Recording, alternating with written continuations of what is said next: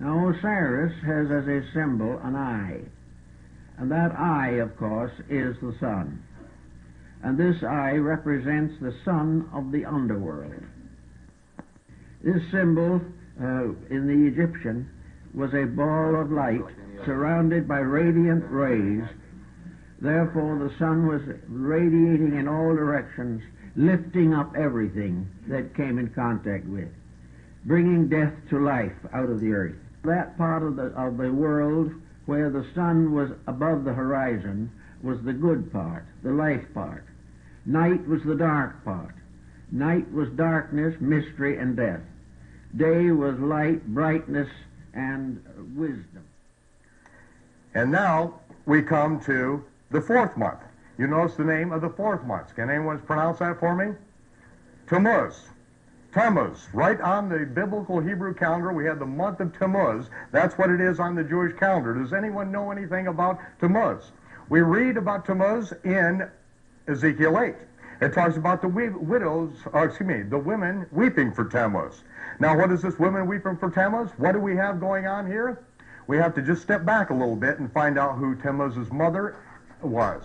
Because his mother was married to Nimrod. Nimrod, the builder of the Tower of Babel, that's his fame.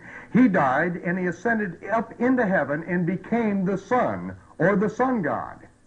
Now, many, many months later, after his death and then ascension, and he became the sun god, then his widow, Semiramis, became pregnant, and the story was she became pregnant by the rays of the sun, her husband, who ascended into heaven. Now, I don't know too many people who nowadays would believe that story, especially if your daughter tried to tell it to you. But this was the story, that she became pregnant with the rays of the sun. Now, she gave birth to Tammuz on December 25th. That is the birthday of the Babylonian sun god, December 25th. And I think it's important probably to point out, see, we went into captivity in Babylon. We were involved in the worship of Tammuz. We know his birthday was December 25th. We came out of Egypt. We know that the Egyptian sun god Ra was born on December 25th.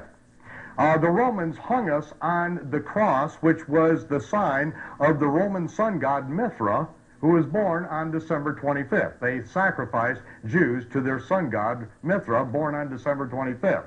And Antiochus Epiphanes came into Jerusalem, slaughtered a pig on the altar in 168 BC, and set up a statue of Zeus, the Greek sun god, on December 25th, his birthday.